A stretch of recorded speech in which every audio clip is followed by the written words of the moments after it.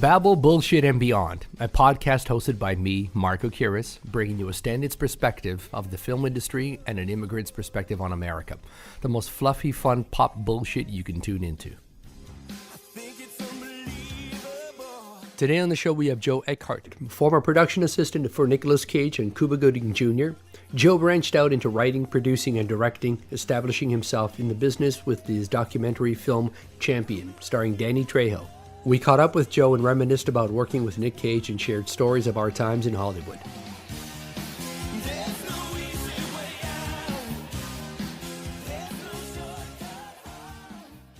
So, Joe, let me ask you questions. Did you go to film school? Well, I didn't go to film school, but I started on just a PA on sets. My first film was a Walter Matthau picture called I'm Not Rappaport. Oh, my God. Based on the Broadway play. Yes. And that was my first film. I worked on the last 4 days of the show, and I loved it. And I first met Nick and yourself and his whole team on Snake Eyes. We were shooting down in Montreal, down in Atlantic City. Atlantic City.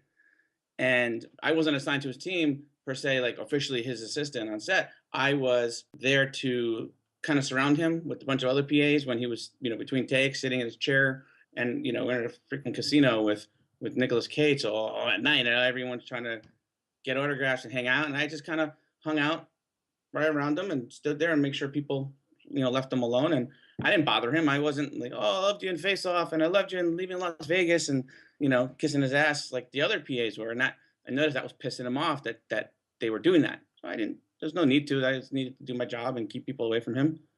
But that caught his eye, and this is what he told me. That caught his eye. And he asked me, how come you're not kissing my butt like these guys are? Because that's not what they asked me to do. They asked me to keep people away from you, and that's what I'm doing. He was like, okay. Only New Yorkers are that good at that stuff. Yeah, I just always kept people away from him. And Todd, remember Todd Rowland? Yeah. And Todd would, I guess, talk to him, Nick, and Nick, they asked me if I wanted to continue with the movie. And okay, sure. So then finished the movie with them, and then turns out they're coming to town again to do 8mm. Back to New York. So they call and say, hey, you want to be on this one? I was like, yeah, absolutely. So then I got on that one. And then from there, they called back and said, all right, we're done with 8mm, which we ended up going back to LA for and finishing. And then they called back and they're like, all right, well, we're going back to New York to do Bringing Out the Dead, the Martin Scorsese movie. It's like, I'm in, let's go. So I got to work with him at home for 4 months and at night in Manhattan, which was rough. Rough, especially at Smith's Bar on 8th Avenue and 44th Street. Yeah. What a nightmare. How many nights did we have that as a base camp? Too many. We were there New Year's Eve we were shooting. Yeah, I remember. You're right. That was New Year's Eve. We were still filming. Everybody's out partying in Manhattan on New Year's Eve. It was miserable. It was a complete miserable shoot. I mean, except you had your homie there, Mark Anthony. Yeah, Mark was there. That was cool. I still have that relationship to today. We're still friends with the family. I mean, we met a lot of good people on that. So let's go back to that Bringing Out the Dead. So Bringing Out the Dead in that misery of four and a half months of shooting right down to New Year's Eve. We filmed on Halloween also, in that disaster that was going on 6th Avenue or 5th Avenue or somewhere. I remember that. We all went to some bar club afterwards. Yeah. We went to the Whiskey. We went there. Everybody went there, and we were just in the back room there drinking. Yeah. We also spent New Year's Eve there. Wasn't Eddie Vedder there from Pearl Jam with us that night? And Adam Cohen was there. I remember that night, though. Oh, that was another night. Okay. That was another night. Nick liked to go to that spot. We all did. Yeah. Just hung out in the back and had some drinks and decompressed from the hard day and, told stories and bullshit and lies, and whenever we went home and started the next day again. Another 15-hour day on the streets of New York City. Here we are. In the snow when it was a summer shoot. So you had to wear like summer clothing, except you got to wear like winter clothing. You weren't puffy then because it was so cold. Your skin went right in. You're right. And I will never forget my, what's my rapper name that you used to put on my trailer? Oh, shit. What was that? Puffy Kiris. I remember I photographed it one day when it was on the thing with the star on my trailer and it said Puffy Kiris. It was hysterical. Only you would come up with a name like that. So I still use it to this day. I just want you to know, but I always give you the credit for it. Just so you know. So it was your calling, your word, your phrase. Puffy Kiris. I love that name. Puffy Kiris.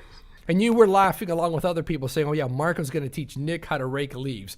And as I'm just sashaying through it, with I look like, witchy poo gone wrong, trying to rake the leaves. And then he's staring at me like, is that how you really rake leaves? Because he'd never raked leaves before. Why would he rake leaves? And you're laughing. It's just like, oh, yeah, way to go, macho man, raking leaves as I'm sashaying through it, turn and twist, turn and twist. Turn and twist that shit. No. It was hysterical. It was funny watching you guys. It was. We were both terrible at it. Joe, they didn't put you up as a PA when you went to LA. You moved to LA, is that correct? To continue a potential film career at that point. The 2 times I went to LA for Nic, they didn't put me up, unfortunately. And I know it's because they don't need to. They can hire a local. I get it. Yeah. So it wasn't anything negative. I was willing to do it because I really loved working with Nic, and I was learning a lot from him. So I was like, I'm going to do it.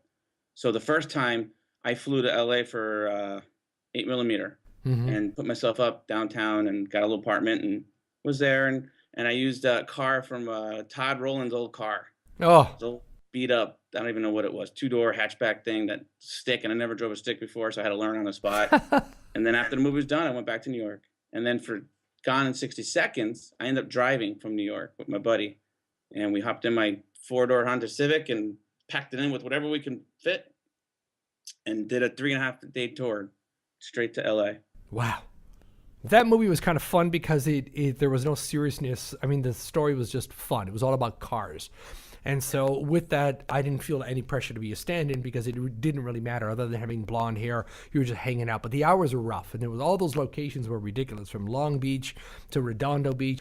And you were basically hanging out with Nic during that time. Yeah, the entire time. It was fun. It was a hard movie to do just because of the hours and the demands, how much we were shooting each day and what they expected of Nic. And, my job was to make sure Nic was ready for whatever he was about to go shoot. And he didn't look like an idiot when he went out there and didn't know, oh, wait, we're doing what? Like, no, that should never happen, right? That's my job to make sure the man's ready. So that set was pretty crazy. And the left side didn't know what the right side was doing. And I had to figure out, somehow. So. Yeah.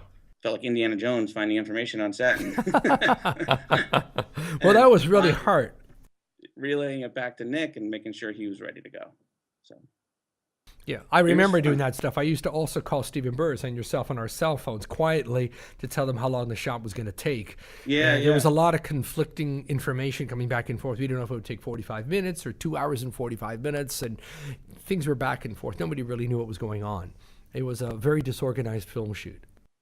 Yeah, it was a rough one. I know the cast was all pretty good. I know we had an issue with one particular cast member that was having issues. I don't want to talk bad, but so she but straightened up and she was cool and finished the film. And then I remember all that stuff. Yeah. But I think one of my favorite parts of that movie was before the movie even started shooting, was in pre-production, Nic and Angelina and Steven and I and the stunt guys went up to Willow Springs Raceway up in by Edwards Air Force Base in Lancaster. And they were training Nic and Angelina how to drive that Eleanor car super, super fast and how to control it.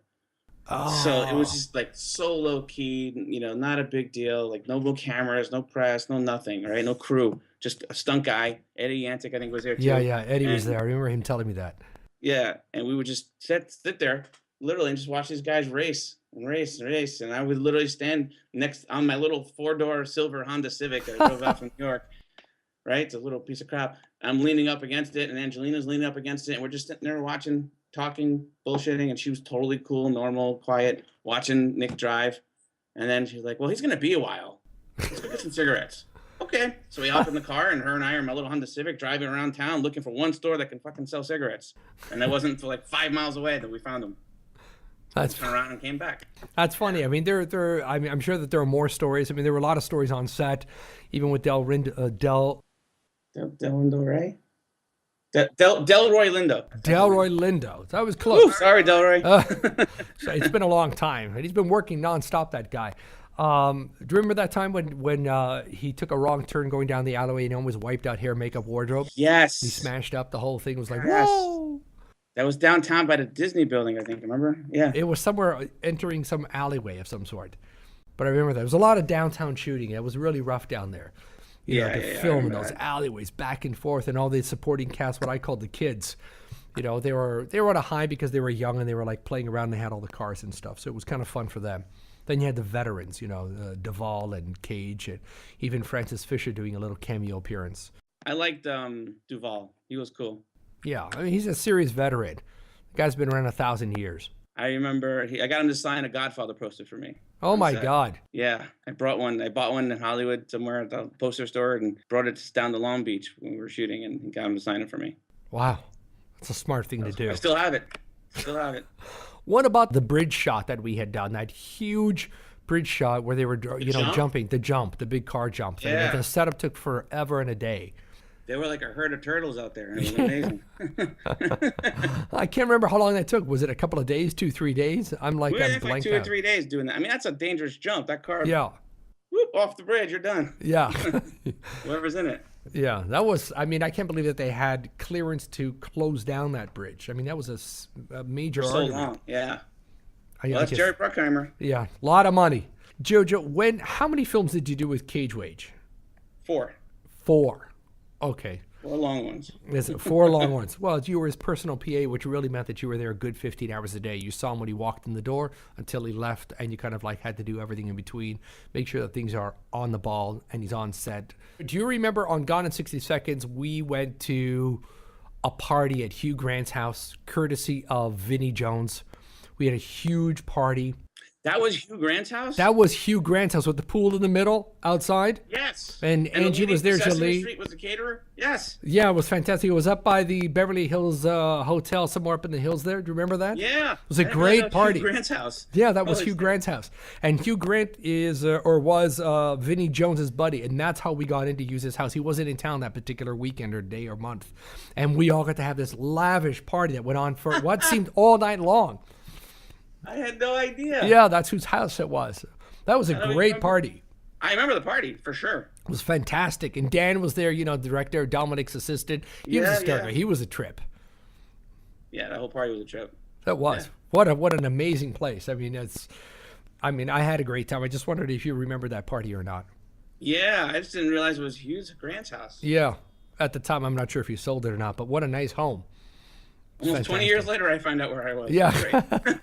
Well, now you know. You'll forever remember that. So was that our last film that you had worked with Nick? Was Gone in 60 Seconds? What happened after that? We went on. I don't remember what I did after Gone in 60 Seconds. Captain Corelli's Mandolin. Oh, right. That's why. Because we went to Greece, my homeland. And you stayed in the States and started to work on other things. I don't know what happened, to be honest with you. To this day, it's a little fuzzy. I just remember getting a call from Jeff Levine. I needed a job, and then his agent heard of another celebrity, Cuba Gooding Jr., looking for an assistant to make a change in his group. So they got me in a meeting with him, and then I ended up joining Cuba's team for a while. Wow. How long were you with Cuba? Too fucking long. I was with Cuba about 2.5 years. Probably 2.5 years. I did a bunch of movies, 6-7 movies with him. So you were with him for that many films and that many years. I had no idea.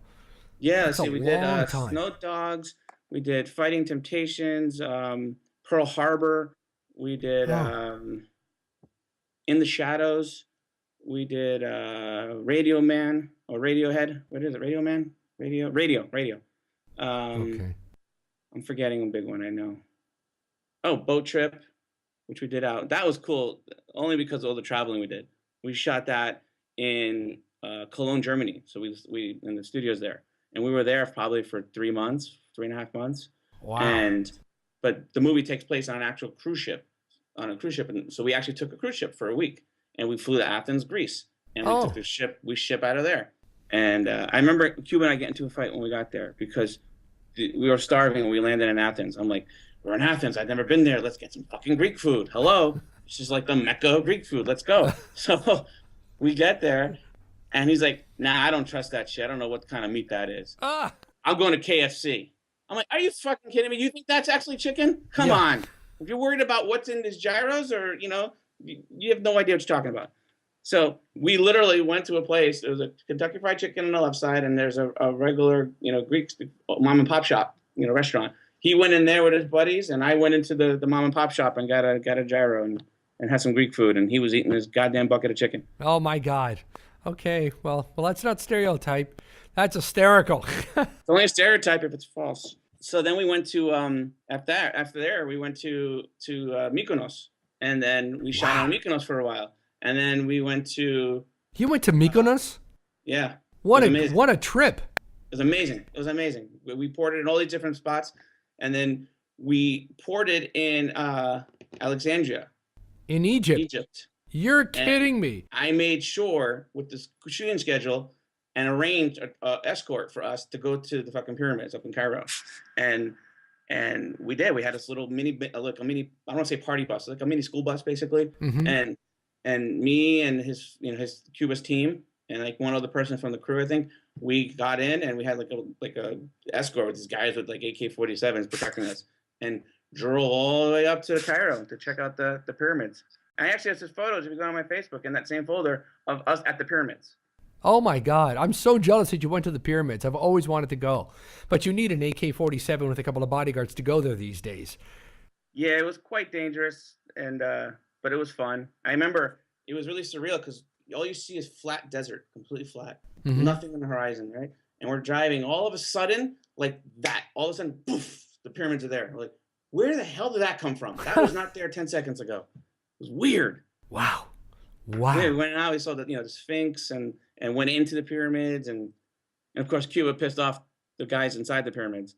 There's people like looking for donations inside of it, and they kind of like give them whatever you want. He refused to because it wasn't required. So then they had this fucking guy yelling at him in Arabic. Who knows what the hell he was cursing his life, his career, or whatever, his wife. And That's yeah. hysterical. So Well, I mean, you can't play around. These guys pretend that they're hot shots. I mean, the entire time their egos are bigger than their brains. he stopped listening to his people, is what happened. After he got the Oscar, he literally stopped listening to any of his raps. So after he got the Oscar, he did Chill Factor, which everyone told him not to do. But he did it because of the money. And according to him, I got the act. I got the best supporting actor. I'm no longer a supporting actor. I graduated. Now I'm the lead actor. Mm-hmm. Okay, so he took the first big offer because there was a lot of money attached to it, and he took it. Then there's Boat Trip, which we all told him not to do. But he thought it was a funny script. He wanted to do it anyway. But, I'm glad he did it because I met some good people in that movie. Mm-hmm. And I really enjoyed working on the film. And I met the producer, Brad Kervoy, whom I respect greatly and always value his guidance and his opinion. And I've always, and to this day, I reach out to him a lot and talk to him. And just to get his advice because he's been around and he's incredibly smart and he's incredibly nice. He's a very nice guy. So, and he, seems genuinely to want to help me. So... Well, I mean, he complained a lot about Hollywood. I'm sure you read that in the press. He complained a lot about it's a big white man's world and how he's now not working so much. It was more his attitude than anything else. It was never his acting ability because he was pretty good. He thinks he knows everything. He thinks he can control it all. Like, come on. He wouldn't, he got offered the role in Ali, the Will Smith movie, Michael Mann directing. He got the role of that Jimmy Fox ended up having later at the end of the day. He turned it down. Why? Because, and I quote, "I am not playing second to Will Smith. Wow. He's a rapper. He's not an actor." Now, him and Will are tight. They're friends. They go golfing all the time. But he's like, but that's personal. Business, I'm not playing second to him. He's a fucking rapper. He's not an actor. I'm an actor. I should be the lead role. Well, sorry, you're not Muhammad Ali. I hate to tell you that, buddy. But you can be the drunk friend. Yeah. You know what? We always said that it's ego that destroys people's career and people's lifestyles. You can't have that ego ahead of you. You've got to work hard and do it. If they cast you into second fiddle into something, you shine through it. You just do your job and move on. That's the way to do it. He did the same thing on the movie Life with Eddie Murphy and Martin Lawrence. He originally was offered the Martin Lawrence role, and he turned it down. He said, "I didn't like the ending, and I don't want to work second to Eddie Murphy." Okay, well, the movie fucking did amazing and, raked in $1 gazillion. Yeah. Okay, clearly you know what you're doing. Yeah. and clearly Eddie Murphy's been around 30 years, and he's quite brilliant at the end of the day. Right, he's a freaking legend. Yeah, and so is Will Smith, for that matter. Yeah, they're both legends. I respect them greatly, both of them. I think that Nic was very generous overall. Yeah, he was amazing. I love working with Nic. He really was. Very few entourage superstars would take care of their entourage as best as they could, knowingly, and they did. He was great. Yeah, Nic was fantastic. I always compare. People ask me like, "Well, who would you like better, Nick or Cuba?" I'm like, "Well, here's a comparison for you. Whenever we go into a bar with Nick, you have no, if you're a patron there, not involved with the entourage or anything, you had no idea he was there. He was in the back, quietly enjoying his scotch, his whiskey, whatever, relaxing. Cuba, when you walk in, he's there because he's got his shirt off and he's fucking breakdancing and screaming in the corner. That's Cuba. Like, he needs that attention. Yeah, he's got that whole nouveau riche thing going on. Nick was always hiding. Wherever he would go, it'd be like he'd be sitting in some corner anywhere, just like not to be seen or heard. Yeah, hat on, kind of low. You didn't know he was there. He's just having his decompression time, and I appreciated that. I appreciated that he was like that. Mm-hmm. I did too. And I like that we were all fairly quiet around him, and we kind of understood that he needed his downtime, and we would sit on the other side sometimes of the bar. We'd mix and mingle, do different things, and nobody was like in his face, and he wasn't in our face. It was just a very quiet time, and it was nice. Yeah, it's funny, I was looking through a box of old memorabilia the other day, and I found a Christmas card or a birthday card, something from Nick. Yeah. And it said, to Joe, thanks for everything, whatever, love Nick. I was like, oh, wow. Yeah. This is awesome. I'm so glad I saved it. Yes. And for some reason, I had a couple of them left as well. And he gave me gift after gift, Joe. I mean, all those years, 10 years, 20 films, there are so many cards and so many gifts, I couldn't keep up with anything. And I mean, he did that all the time. And he signed all those cards all the time. Yep.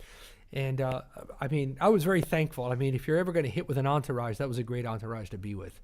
Because he was generous. I mean, after every film, you got gifts. You got gifts for Christmas. I mean, it was birthday gifts. It never stopped. Yeah. No, he was always being very generous with everybody. So let me ask you, Joe, after these gigs as PAs and you learned about the business, you did other production work as well, then you started off on your own to do Rock On Films. What did you set that up in 2008? And 2008, and you started to become a filmmaker on your own. Well, I started before that. I actually, on the movie Fighting Temptations, and this is a real pivotal point for me in my career, was I was working with Cuba down in Atlanta, Georgia. Cuba, as we already said, is very narcissistic, very selfish, very insecure person. So that was the first year that they shot, that they were doing Project Greenlight with Ben Affleck and Matt Damon on HBO. It's like, wow, this sounds really great. I really want to enter it. So I wasn't working so much 7 days a week while in Atlanta. I still had days off, right? So I, wrote a little script with somebody else on the show. I was like, I'm going to enter this contest and shoot the short film on my days off, right? And edit it and submit it. So I had a contact at the Atlanta Braves stadium there in Atlanta, the baseball stadium. And I talked to them, and they let me use the field to shoot on my day off.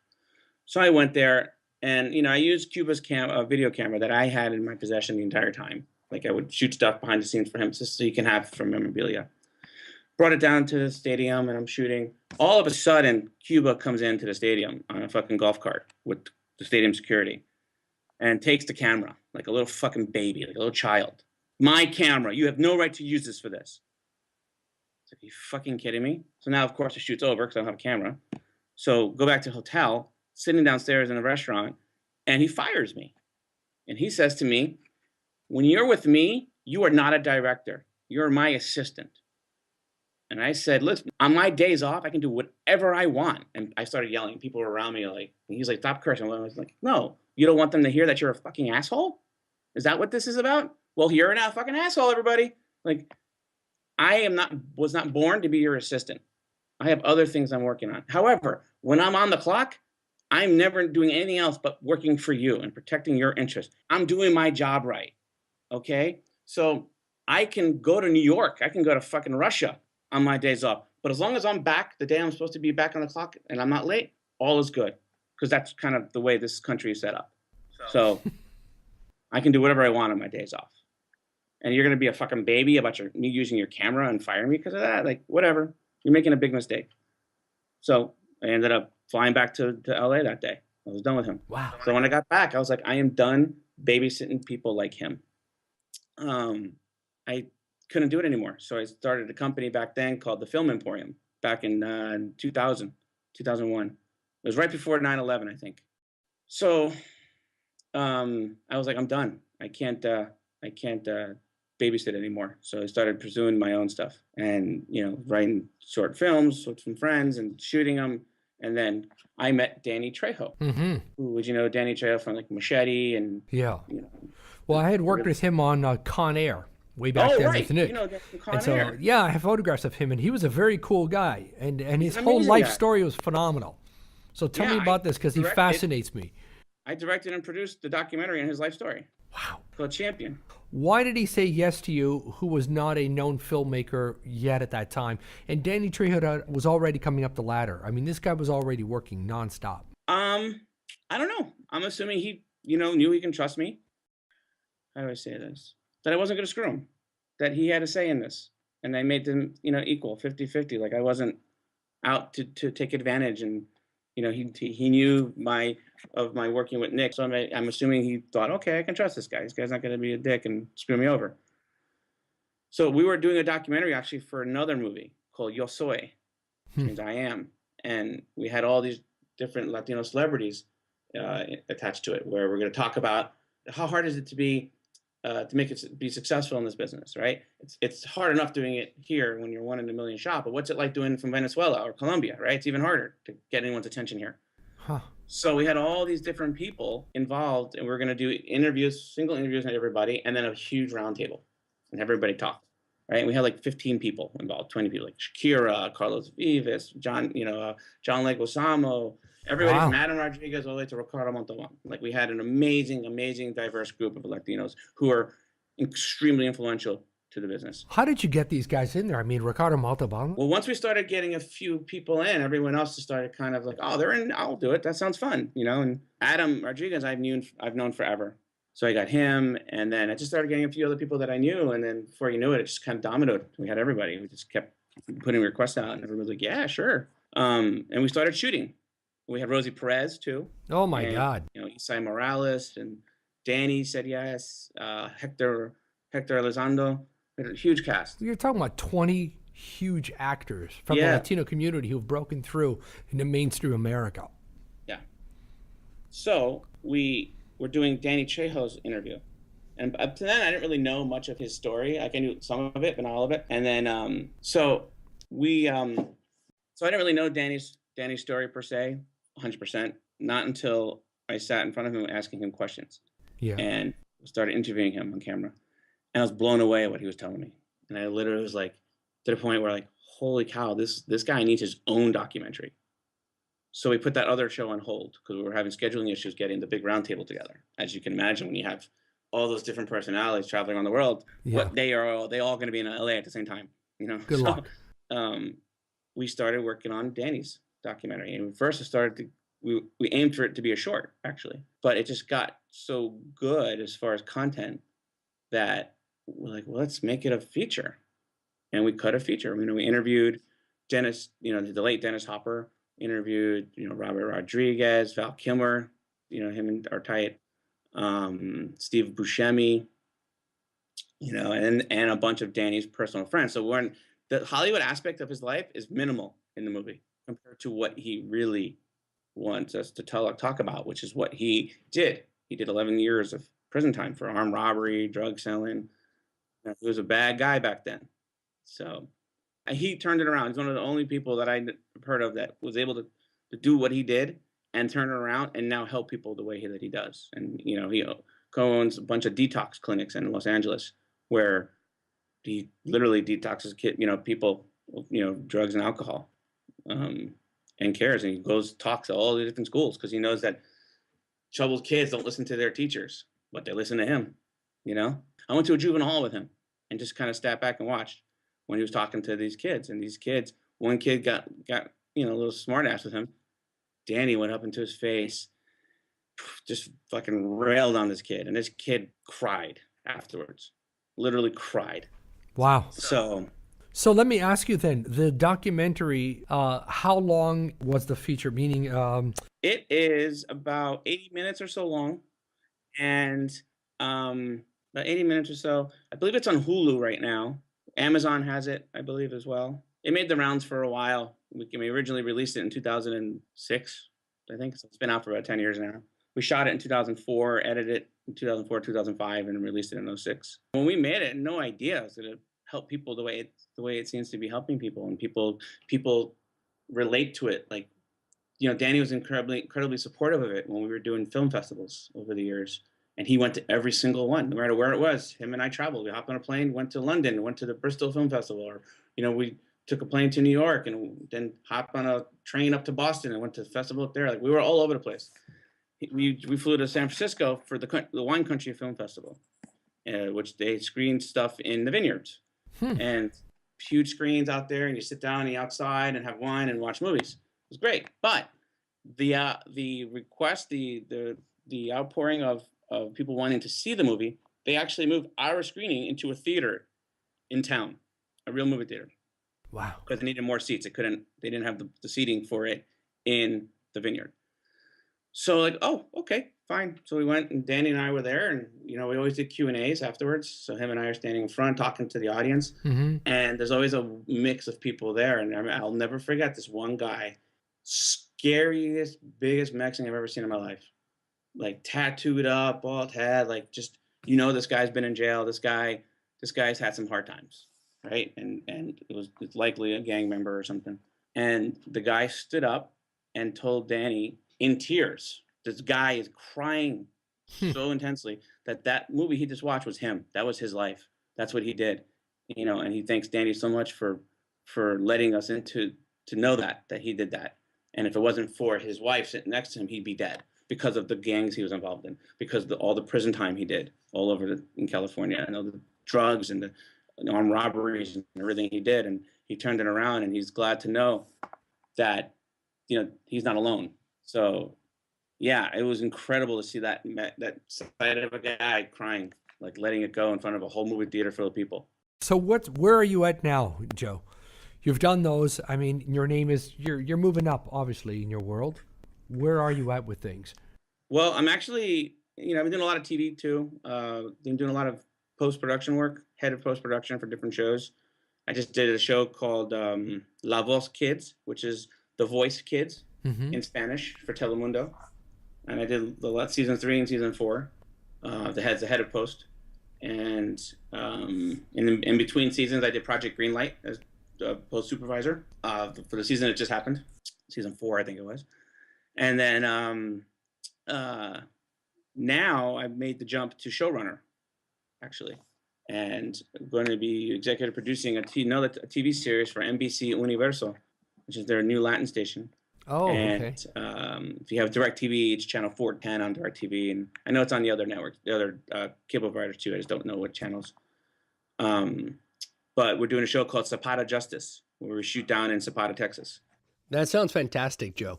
And you're the executive producer on that. It sounds like you've got a lot of great things on the horizon. Yeah. And on that note, Joe, I just want to say thanks for taking the time to do this. Yeah, of course. And we'll speak soon. Thank you, Marco. Take care, kid. Take care, guys. Bye. To watch the island bridges blow.